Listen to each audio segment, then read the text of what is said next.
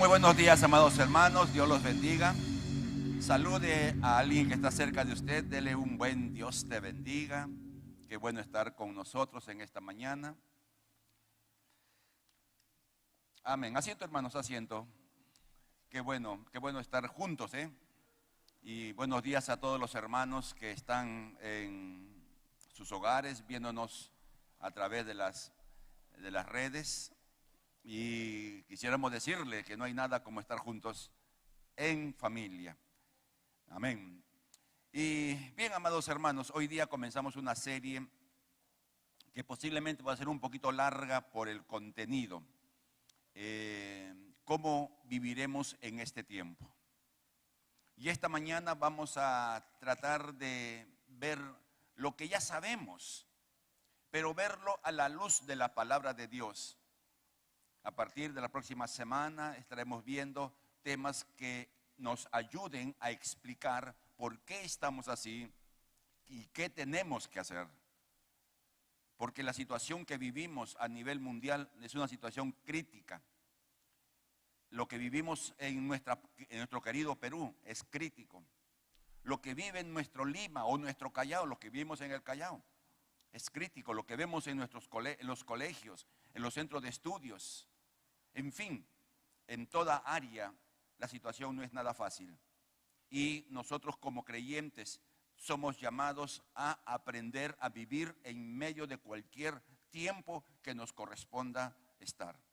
Dios permitió que viviéramos hasta el día de hoy y los días que tengamos por delante. Y tenemos que aprender a vivir en el tiempo en que estamos. Entonces, ¿cómo viviremos en este tiempo? Es la pregunta que vamos a responder durante estos domingos de aquí en adelante. Veamos el principio que nos ayude a entender lo que vamos a enseñar durante todas estas semanas y que siempre lo mencionamos.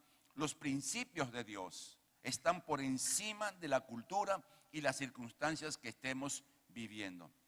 ¿Qué es un principio? Es una ley. Y una ley es inalterable. Cuando hablamos de la ley, no hablamos de la ley humana que es cambiada, sino de la ley de Dios, de leyes inamovibles, de eterno cumplimiento. Principios, los principios de Dios, aquellos que Dios ha establecido en su palabra, aquellos principios y pautas de conducta, de fe, que están claramente marcadas en la palabra de Dios. Por ejemplo, no un mandamiento, que a mí me encanta mencionarlo porque soy padre: honra a tu padre y a tu madre. Es un principio y está por encima de la cultura. La cultura hoy día ha rebajado la autoridad del padre y muchos escuchan decir que hazte amigo de tu hijo, que tu hijo te trate como amigo. Ahora, no estoy diciendo que no tenemos que ser amigos de nuestros hijos, pero cuando rebajamos el nivel de autoridad a amigo y vemos solamente como amigo, el hijo ya no respeta al padre, lo ve como lo que uno dice que es amigo. Pero si uno es padre y amigo, entonces el muchacho o la chica nos va a tener la confianza de amistad y el respeto de padre. Por eso los principios están por encima de la palabra de Dios. Y los principios están por encima de la cultura, de lo que la gente piensa, de lo que la cultura actual está mencionando y de las circunstancias, las situaciones de vida que podamos estar viviendo. Y esto es difícil, amados hermanos. En Ezequiel 33:10 hay un pasaje, una pregunta que se hace el profeta: ¿cómo podremos vivir? El profeta había mencionado qué iba a pasar con Israel, que Israel iba a ser sacada de la tierra de Israel hacia el destierro, que iban a vivir extranjeros en un territorio que ellos no era suyo, como ausente de su patria. Es como que usted ¿cómo es la palabra? En algunos gobiernos de nuestro querido Perú, algunos opositores lo expatriaban, lo subían a un avión y lo mandaban a cualquier país. No, eso ocurrió en varios gobiernos durante la historia del Perú. Imaginémonos, amados hermanos, que nos toque vivir esa experiencia y nos manden a un país donde no tenemos nadie conocido, donde no tenemos el trabajo que teníamos acá, lejos de la familia. Así estaba Israel.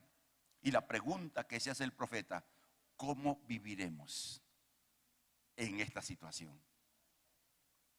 Ahora, amados hermanos, considerando los tiempos que se viven, podemos preguntarnos lo mismo que el profeta se preguntó: ¿cómo viviremos? ¿Cómo viviremos en este tiempo? Difícil, amado hermano. Los que somos grandes, los que ya tenemos bastantes años, podemos mirar para atrás y considerar que los tiempos antiguos fueron diferentes totalmente diferentes. No, hermanos, aquí que tenemos años, recordemos el respeto de los hijos hacia los padres, o cuando uno subía a un bus y subía una dama. La dama no tenía que ser ni mayor ni estar embarazada o enferma, sencillamente era una dama y el caballero se ponía en pie. ¿Cuántos recuerdan eso? Hay algunos veteranos todavía. Otros tiempos de respeto. El respeto al mayor, el respeto a las iglesias. Miren, en años atrás, estamos hablando del 80, quizás un poco más antes, los ladrones no entraban a los templos. No entraban a los templos. Jamás. Cuando llegué de Trujillo el año 85, nos hospedamos en una iglesia. Un pastor que quiero mucho, el pastor Pedro Rosales. Y de ahí salí a pastorear hasta San Juan de Miraflores. Y un día me llama, me dice, me cuenta, no me llama, me cuenta, me dice: entraron a mi iglesia y se robaron, no sé, floreros, creo. Y él, como conocía quién eras, se fue a buscar los floreros. Y fue a buscar al capo de ese barrio, pues, en la avenida La Paz, en la cuadra 12, 14, por ahí, una zona brava. Y el muchacho que supuestamente era el jefe de todo eso: espérese, pastor, le dice, voy a averiguar. Y se fue a averiguar y trajo al ladrón que se llevó los floreros. Le dice: nos vas a salar. Ese era el pensamiento hace años atrás, que si robaban a una iglesia, la iglesia lo va a salar. Hoy día no, amado hermano. Nosotros hemos experimentado, nos vaciaron el templo. ¿Cómo viviremos en este tiempo? Por eso tenemos alarmas. Pagamos una alarma por si algún ladrón quiere entrar o forzar la puerta. A ese punto hemos llegado. ¿Y cuántos de nosotros tenemos años atrás nuestra puerta de madera con su llave nada más? Hoy tenemos que colocar puerta de reja, la puerta de madera, colocar un candado, etcétera. ¿Cómo viviremos en este tiempo? Esa es la pregunta que nos tenemos que hacer. Así que vamos a ver algunas realidades. Hoy día quizás va a ser un poco informativo, vamos a decirlo así, de lo que vamos a compartir. Realidades sociales que vivimos. Realidades que lo leemos en los periódicos o que lo vemos en la televisión. O que de repente alguno, de una manera directa o indirecta, ha tenido que experimentarlo. Veamos en primer término. Vivimos tiempos en que los valores bíblicos ya no son considerados válidos o necesarios para la vida cotidiana. Hay un rechazo a los valores bíblicos. ¿No? Ahora, pues, los valores bíblicos, lo que es llamado la cultura cristiana, ya no es considerada. Y es una razón, amados hermanos, aunque suene feo decirlo, la iglesia cristiana supuestamente está creciendo. Y no es así. Hay iglesias que están aumentando en número, no podemos negarlo. Pero considerando el índice de crecimiento del mundo, la iglesia no está creciendo. Porque los valores cada vez los valores cristianos están siendo considerados no válidos, no son para este tiempo. Está bien, ese es el valor, pero para los tiempos bíblicos o para el siglo pasado, pero para este tiempo estamos viviendo una nueva etapa de vida. lo que el pastor Humberto llama la posmodernidad, en tiempos en que los valores son relativos. Si a ti te parece que está bien no hacer esto, es tuyo, déjame a mí hacer como yo quiero. No tienes derecho a juzgarme ni a condenarme, esa es mi vida. Entonces los valores bíblicos ya no son necesarios. Me adecuo a lo que yo creo, a lo que yo quiero. Así estamos viviendo. Y lo vemos en gran parte, lo veremos un poco más adelante, en la niñez y en la juventud. Y mucho por culpa de los padres, que no hemos podido trazar una línea para proteger a nuestros hijos. Hoy día pequeños, pero esos pequeños mañana serán jóvenes, adolescentes, y más tarde serán jóvenes y adultos. Yo leí un meme, ¿no? Decir, gracias a la anterior generación tenemos médicos que nos han librado de la pandemia. Y yo dije, ¿qué cosa está diciendo? Es que tenemos una juventud pues descuidada totalmente, desconectada de la realidad, con el uso de las redes. Es increíble, amados hermanos. Vemos una segunda cosa, y esto lo vemos de manera constante. La cultura rechaza los esfuerzos de la iglesia. Cuando hablo de iglesia, no hablo de la iglesia local, de la iglesia como un todo, de compartir principios bíblicos. Cuando en la televisión sale un panel, su grupo de comentaristas, y ahí hay un pastor, y el pastor da su opinión, la mayoría se levanta en contra de la opinión. Cuando hubo mucho debate respecto al aborto, algunos pastores se presentaron en la televisión, no hablo del Perú, sino en muchos lugares, y el pastor o el defensor de la vida era acusado de fanático, intransigente, retrasado y un poco más ya pues fuera de sitio.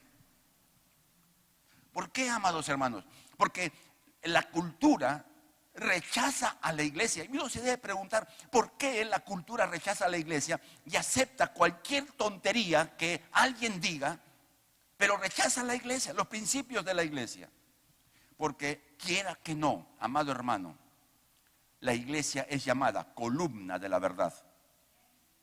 Nosotros enseñamos la verdad que no agrada a la cultura de este tiempo. La iglesia se levanta contra el aborto. Rechazamos el aborto. Amén. Es vida. Y de nuestra iglesia se fue una señorita, porque nosotros éramos, según ella, o según le había contagiado la cultura, éramos intransigentes, éramos fanáticos, éramos locos. Cada quien decide de su cuerpo lo que quiera. Así vivimos. ¿Cómo viviremos en este tiempo? Donde por predicar el evangelio no hay rechazo. Ahora, eso no nos limita, amado hermano. Cada sábado, hermanos se van y predican el evangelio. Cada sábado, hermanos valientes, y invitamos a muchos de ustedes a unirse a este esfuerzo. Porque no somos llamados a convertir a la gente, somos llamados a sembrar la semilla de la palabra de Dios. Unos siembran, otros riegan, Dios da el crecimiento. Entonces uno predica, nos crean o no nos crean, acepten o no acepten, ese no es nuestro lío. Nuestra responsabilidad como iglesia local es predicar el evangelio. Así que, amado hermano, si usted todavía no se une al esfuerzo de compartir la verdad, les animamos. En tercer lugar, otra cosa que es triste. La iglesia como tal, hablando en términos generales, ha reaccionado en dos sentidos opuestos. La iglesia no es inmune a los tiempos que vivimos, no. La iglesia sufre los tiempos que vivimos. Algunos hermanos que han estado escuchando las enseñanzas de la historia de la iglesia, en los primeros, está medio fallando el micrófono, se va, se viene, está cansado el equipo, ayer estuvo de parra seguramente. ¿qué le estaba diciendo? La historia de la iglesia. Y vimos cuando la iglesia, el año 300 y tantos, Constantino, oficializó la iglesia cristiana como la iglesia oficial. Y el poder político comenzó a apoyar a la iglesia. La iglesia comenzó a perder la autoridad y el poder que le había sido dado por la gracia de Dios. Pero hubieron iglesias que no aceptaron. Y aquellas iglesias que no aceptaban la imposición oficial fueron iglesias excluidas, iglesias que vivieron momentos muy difíciles en aquellos tiempos. Igual en estos momentos. Hay iglesias que tratan de imitar lo que es políticamente correcto. Es decir, iglesias que se adaptan a las formas que vivimos. Y es por eso, yo no juzgo a los pastores de las iglesias. Son realidades que vemos. Quien juzga es Dios. Pero no podemos cerrar los ojos a cosas que vemos. Recuerden, no estamos juzgando. Es Dios el que se encarga. Pero es una realidad que vemos. Iglesias que parecieran que no son cultos. Pareciera, aunque se reúnen supuestamente como iglesia, aunque muchas veces usan la Biblia, pero sin embargo las formas, la manera de compartir el mensaje es lejos de lo que encontramos como pauta en la palabra de Dios. Se adaptaron. Han llegado al punto en algunas iglesias, desde el púlpito, de decir, no es malo tomar cerveza. Amados hermanos, podría tener razón, pero en nuestra cultura, en la cultura en que vivimos, tomar cerveza es índice de una conducta inapropiada para un cristiano. En Europa, tal vez. No, usted puede ir a una iglesia y después que se van los hermanos con el pastor a la cabeza a un restaurante, cada uno toma su botellita de cerveza y se acabó. Pero eso es en Europa. Aquí en el Perú no. En nuestra cultura latinoamericana no. Entonces algunos, por congraciarse con la gente que no es creyente, entre comillas, pues bajan los patrones bíblicos. Iglesias que se adaptan a lo que políticamente es correcto. Y algunas de esas iglesias hay mucha gente que congrega, mucha gente que va. ¿Y quién no le gusta ir a una iglesia donde no te demandan? Donde no te exigen vivir por principios. Y ahí surge una expresión que suena bonita pero que no es correcta. Dios te ama tal como eres. Es cierto, Dios nos ama tal como eres, tal como somos, pero Dios exige, a cambio del amor con que nos ama, que nosotros amemos a Dios. Y la manera de amar a Dios es siendo obediente a Dios. No es que uno puede cometer pecados sexuales. Bueno, Dios te ama como sea, como eres. Pide perdón y sigue. ¿Y sigo cometiendo pecado sexual? No, Dios te ama como eres. Es cierto, Dios, si cometiera pecado, Dios me va a amar igual. Pero Dios, a cambio de su amor, me va a decir, bueno, has pecado, levántate, vete y no peques más. Entonces, esa es la pauta. El polo opuesto son iglesias que se encierran en sí mismas. No, iglesias que dicen, no tenemos que contaminarnos con el mundo, no tenemos que hacer nada de lo que el mundo hace, y se encierran y no hacen lo que debemos hacer como iglesia, de ser luz y sal en el mundo. O sea, Dios no nos ha llamado a vivir encerrados. Recordemos un poco la historia de la iglesia. Haciendo un paréntesis, todos están en YouTube, ustedes pueden buscarlo. O pregúntenos dónde está y les podemos dar los links donde está la historia de la iglesia que hemos enseñado durante martes y miércoles. En el tiempo en que Constantino comenzó a hacer lo que le mencioné, unir la iglesia y el Estado, iglesias o grupos de creyentes se fueron a hacer ermitaños. Iban al desierto, iban a los cerros, se aislaban y vivían en pequeñas comunidades donde yo te bendigo, tú me bendices, nos bendecimos. Qué felices somos. Aislados de la realidad. Dios no desea para su iglesia lo que ningún extremo que hemos visto, ni ser tan elástico en que permitamos conductas inapropiadas dentro de la congregación, o imitar lo que el mundo hace, o encerrarnos como que solamente nosotros somos los escogidos y los elegidos por Dios y no importa lo que pasa en el mundo. Tenemos que encontrar el equilibrio bíblico. Y es por eso, amados hermanos, que los tiempos que vivimos son oportunidad para cada iglesia local. La iglesia es llamada a aprovechar la oportunidad de ser lo que Dios dice que somos: luz y sal de la tierra. En Mateo 5:13, Jesús lo dijo: ustedes son. No dice traten de ser. No dice ojalá fueran. Describe una realidad. Ustedes son luz y sal de la tierra. No, miren lo interesante como lo dice. Lo que somos y dónde lo debemos ser. ¿De qué vale tener pongamos un ejemplo. ¿De qué vale, amado hermano, que usted le den un plato de comida sin sal y le ponga en el salero? Echa ese sal a su gusto. Y usted diga, esto no tiene sal. Échale sal. No, pero no tiene sal. Ahí está la sal. La sal no sirve si no se aplica. Y como iglesia perdemos la esencia de lo que somos cuando no hacemos lo que Dios espera que hagamos. Nuevamente reiterando, amados hermanos, del trabajo de compartir la fe. No sé, creo que ya no va a haber tiempo, pero tenemos nosotros un sueño de compartir enseñanzas de cómo evangelizar uno a uno. Tenemos material, el Evangelio de Juan, que es para trabajar uno a uno.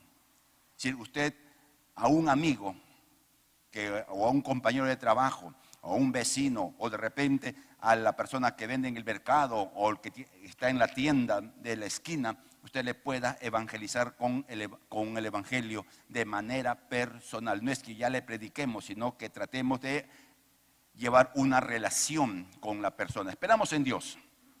Entonces somos sal y luz en esta tierra. Usted es sal, no es salado, es sal. Usted es luz, ilumina.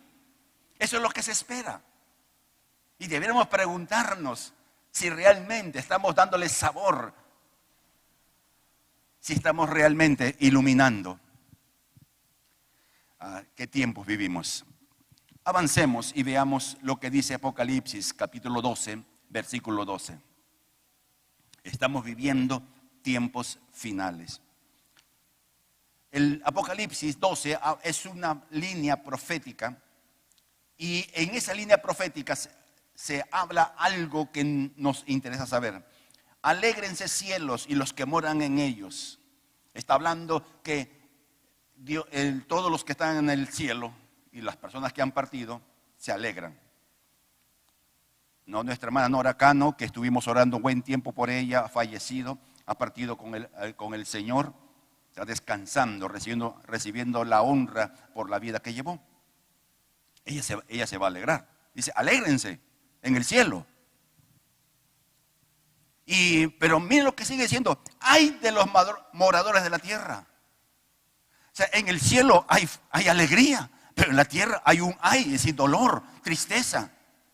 ¿Y por qué? Porque el diablo ha descendido con gran ira, porque sabe que le queda poco tiempo. ¿Qué cosa ocurre? ¿Cuánto tiempo queda? Poco tiempo. Y en el poco tiempo que le queda al diablo, porque el diablo sabe leer los tiempos. El diablo sabe que le queda poco tiempo para trabajar contra la humanidad. Entonces en estos tiempos ha comenzado un desbande de maldad. Y es los tiempos que vivimos. Así que, centrándonos en nuestro amado Perú, porque usted, si nació en el Perú, debe amar al Perú. Nadie dice amén. Debemos amar al Perú. Es la tierra donde Dios nos plantó. No, usted hubiese querido nacer en Gringolandia, pero Dios quiso que naciera acá. Y podemos decir como el segundo himno nacional: tengo el orgullo de ser peruano. Y soy feliz, claro. Veamos realidades en nuestro amado Perú. En el Perú, según las estadísticas, viven casi 33 millones de habitantes. Imagínense cuánta gente vive en nuestro Perú. Y un dato interesante: 1 de cada 3 habitantes son menores de 19 años. O sea, tenemos un margen de población, bebés, niños, adolescentes y jóvenes. 1/3 de la población, que son los más frágiles para ser víctimas de la maldad. No quiere decir que los otros 2/3 no podemos ser víctimas de la maldad. Sí, amado hermano. Pero si usted fuera dirigente, entrenador de un equipo, y al frente de usted está Messi y está el jugador cojo, ¿a quién usted atacaría? Al cojo, ¿no? No, pues a Messi mandaría a los 11 jugadores a que lo chanquen. Y dejaría a los otros pues ahí que se entretengan.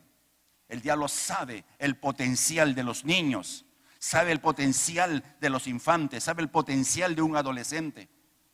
Por eso Satanás ha centrado su ataque contra esta sección de la humanidad, sin dejar a los otros 2/3. Porque sabe el diablo que si marca a esta generación, no la marca sola por el tiempo, la marca para toda la vida. Otro dato, y esto es triste, amado hermano, son estadísticas, frías estadísticas que le encontramos en las páginas de estadísticas que encontramos en internet. Más del 80% de niños y adolescentes han sido víctimas de algún tipo de violencia sexual, física, psicológica. Casi el 80% de niños y adolescentes. Usted puede pensar esto, amados hermanos. Tenemos 1/3 de población juvenil, infantil, juvenil, adolescente, y de ese tercio, el 80%, Satanás ha tocado sus cuerpos, o ha tocado ya sea por violencia sexual, violencia física o violencia psicológica, o cualquier otro tipo de violencia. El 80%. Más del 45% de los adolescentes han sufrido violencia sexual con o sin contacto. La violencia sexual no solamente es que se complete el acto sexual. Cualquier toque, insinuación, etcétera, con carácter sexual transgrede la intimidad de una dama o de un varón. El 45%. Triste, estos son cifras frías que duelen el corazón. Porque uno ve a nuestros adolescentes, y los que tienen hijos adolescentes de repente se pondrán a pensar: ¿qué habrá pasado con mi hijo? La violencia sexual es la maldad que se calla por vergüenza, por temor, por una serie de factores, no se dicen. Y muchos de los que hemos sufrido violencia sexual en alguna etapa de nuestras vidas, hasta el día de hoy guardamos silencio. Y los tiempos no han cambiado en relación a ello. Después del 2018, o sea, a partir del 2018, el delito que más condenas ha recibido, el segundo en cantidad, es el delito de violencia de menores, violación sexual. O sea, el primero es estos asaltos con, ¿cómo lo llaman? Cuando usan arma. Hay un agravante. Es el primer delito por el cual la cárcel está llena. El segundo, violencia sexual. sea, las cárceles de nuestro Perú están llenos de violadores y siguen fuera otros. Que ya no son simplemente un violador ocasional, son depredadores. Depredadores. Permítame contarles una historia. Yo tengo vecinos que conozco de vista o algunos una cierta relación. Un día yo tengo ¿cómo se dice? Cada día tengo yo un ritmo. Yo me levanto muy temprano, 5:30 o a veces antes para estar en la oración de la mañana. Termina la oración, ya hago todo lo que tengo que hacer y salgo con dos perritas que tenemos, una de Liz y otra que es nuestra. Salimos a dar paseo, llego a la panadería, compro pan y ahí llego a mi casa y hago el desayuno. Ese es mi ritmo de vida. Un día salgo y veo a una jovencita que es vecina nuestra pasando con su bicicleta. Y de repente veo también que venía de allá un hombre ya grande, también con su bicicleta. Yo lo miré así, como uno puede ver, y seguí avanzando. Y vi que el muchacho, no era siquiera joven, volteó y comenzó y se paró a mirar a la chica. Y a mí me llamó la atención. Porque no hay razón para que alguien que viene de una cuadra y se detenga, dé la vuelta a mirar a alguien que pasa, a una dama que pasa, a una jovencita. Y como conozco al vecino, le dije, mira, al tío, le digo, mira, esto he visto. Allá, pastor, para estar al tanto. Fue al tío. Días después encuentro al papá, le digo, mira, ten cuidado, a tu niña la están siguiteando. Sí, pastor, me dice. El otro día lo capturé también persiguiendo a mi niña. Una chiquita de 14 años aproximadamente, que es petiza, sí, petiza. No solamente hay violadores, hay depredadores. Y los que tienen niños o adolescentes, ojo, pestaña y ceja. Amén. Cuidado. Sigamos, esto es triste, ¿no? Pero, ¿cómo viviremos en este tiempo? No debemos ser paranoicos tampoco, pero sin embargo, tenemos que tener cuidado. Otra realidad, amados hermanos. Este es triste nuevamente. El Perú ocupa el 3er lugar en el mundo de violencia a menores. Todo tipo de violencia. Tenemos la medalla de bronce. Triste situación del Perú. 3er lugar en violencia. Amados hermanos. Violencia física, sexual, violencia psicológica. No podemos ser ciegos a esta realidad. Y es una de las razones por las cuales se ha organizado durante, creo, 2 sábados seguidos, P más A, papá más adolescente. Y ha estado nuestro querido hermano César Basalar dando algunas pautas de cómo debemos relacionarnos con los adolescentes a fin de no perderlos. Y ahí eso está grabado, lo pueden ver también en las redes que tenemos. Triste, amado hermano, triste. Veamos otras cosas tristes. Y estos son realidades. Cada año, 70,000 menores son explotados sexualmente. Más de la mitad esclavizados en prostíbulos. Esclavizados, así como se habla, esclavizados. Usted ve constantemente en los recibos de luz, creo, o de agua, fotos de jóvenes, gente perdida. Cada mes salen 4 o 5 fotos de gente perdida que está siendo buscada. Si usted ve con detalle las fotos, la mayoría son adolescentes o jóvenes. La mayoría. Que desaparecen y no se encuentran. Y no es que se fue, como ocurre también, ¿no? No es que se fue con el enamorado y al tiempo vuelve. Son esclavizados, llevados en Lima, en Madre de Dios y Cajamarca, que son los departamentos con mayor explotación infantil. estadísticas frías. ¿Cómo viviremos en este tiempo? Esta realidad. Una vez más, amado hermano, amada hermana, cuidemos a nuestros pequeños. Amén. Y lo que son abuelos, si bien es cierto, los abuelos no pueden mandar a los padres, pero como creyentes podemos cubrirlos con oración, que es la tarea más alta que podemos hacer en el marco espiritual. Veamos más datos tristes. El índice de suicidios de menores de edad, ni siquiera adolescentes, se ha incrementado de modo exponencial.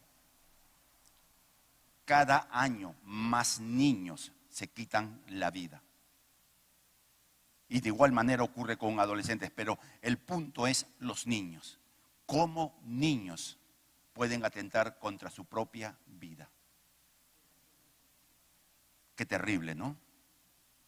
Las noticias no salen, pero son datos, estadísticas frías, dolorosas, que muestran la realidad en la cual estamos viviendo. El 13% de las embarazadas en el Perú son adolescentes entre 13 a 19 años. El 13%. O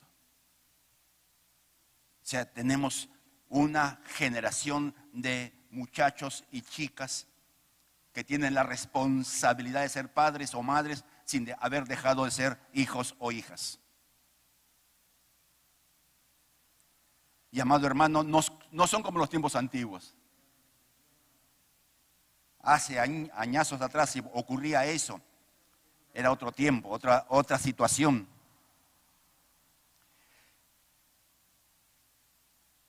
Los valores cristianos, como decía, ya no son tomados en cuenta. Qué triste. A mí me da mucha tristeza ver adolescentes embarazadas o cargando un niño. Usted dirá, los niños son bendición de Dios. Sí, los niños son bendición de Dios.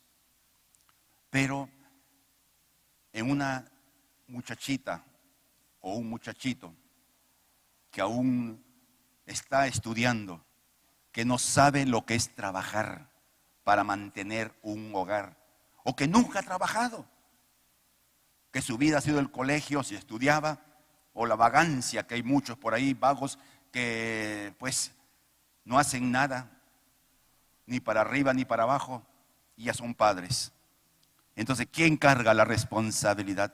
¿Quién se convierte en padre o madre de esa criatura? Los abuelos.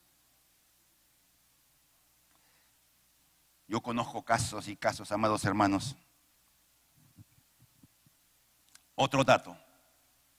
Esta mañana es puros datos feos, ¿no? Pero vale, nuevamente, vale porque nos ayuda a ver qué realidad estamos viviendo. En el Perú se realizan un promedio de, es dato, es los datos estadísticos. Aparte deben haber muchos más que no están dentro de las estadísticas. 371.400 abortos clandestinos inducidos, más de 1.000 cada día. Cada día 1.000 abortos son realizados. Y un aborto implica una relación sexual. Y el 51% de esos abortos son realizados por menores de 25 años. Cada día 630 personas de 25 años para abajo se practica un aborto. Usted divida 630 entre 24 y se dará cuenta cuántos cada hora. Pero deberíamos descontar las horas de la noche y hablaríamos de unas 18 horas. Y divida usted 630 entre 18 y verá cuántos abortos se cometen por hora en el Perú. Ya no hay respeto a la vida. Es la manera de sacarse de un supuesto problema. Hoy día la cultura dice, disfruta lo que quieras, pero no enseña que debe asumir las responsabilidades de sus actos. Vive la vida, como decía una famosa dama. Vive la vida, sí, viven la vida. Y ahí están los efectos. Veamos lo que presenta la televisión, los cuadros de vida que presenta la televisión, los famosos artistas se le pueden llamar, que moldean la cultura de nuestros jóvenes y adolescentes. Terrible.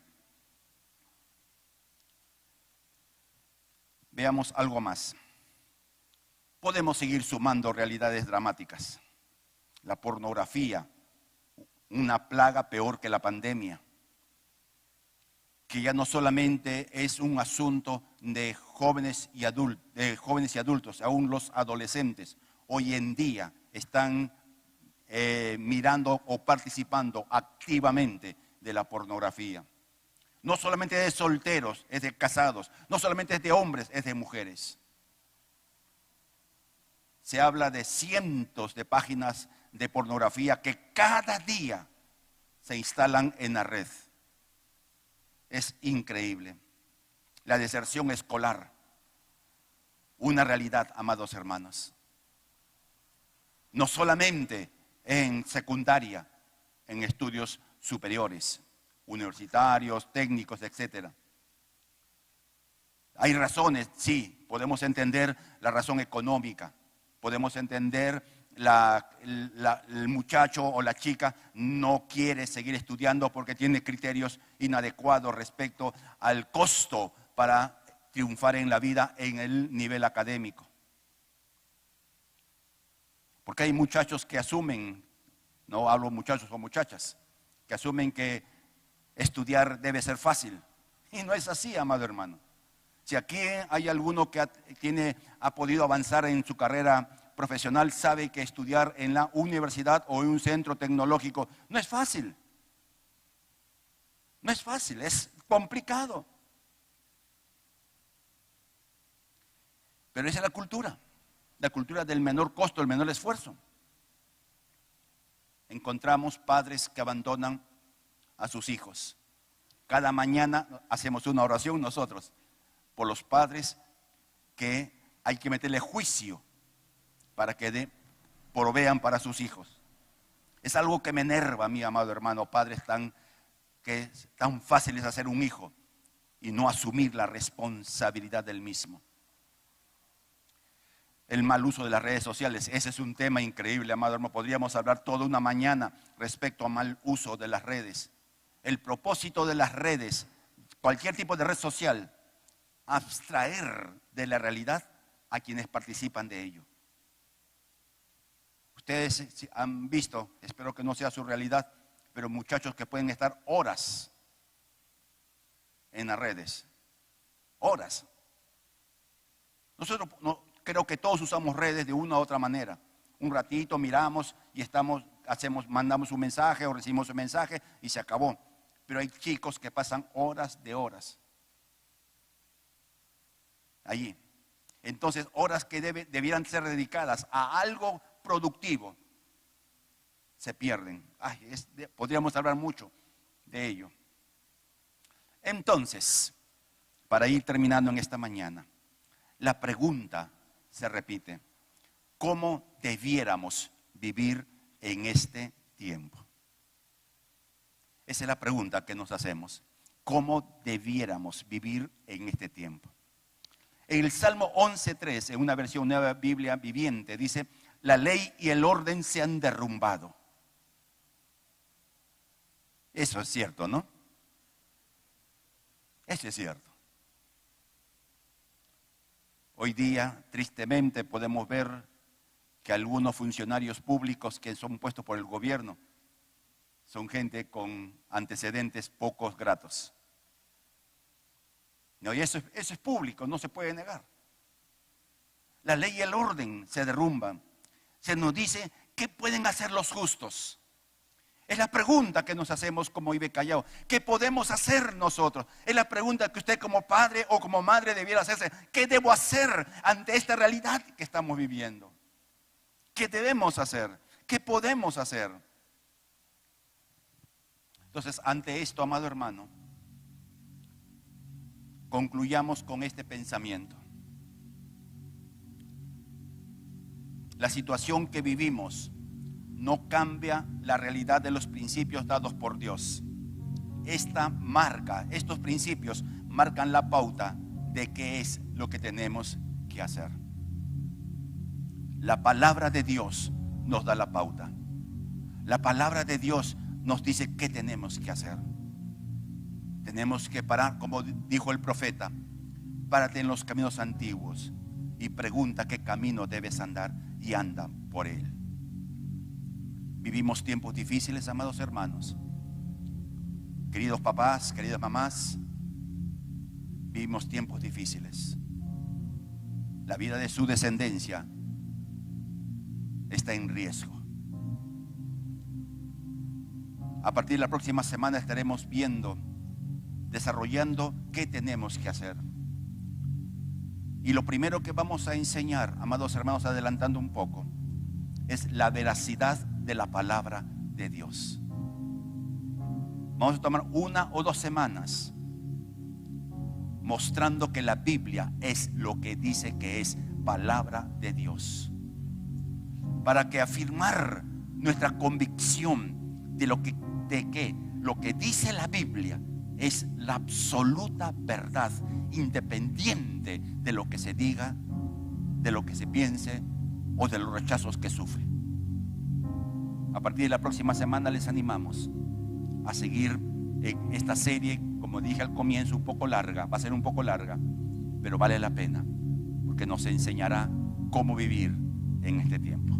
De pie, por favor.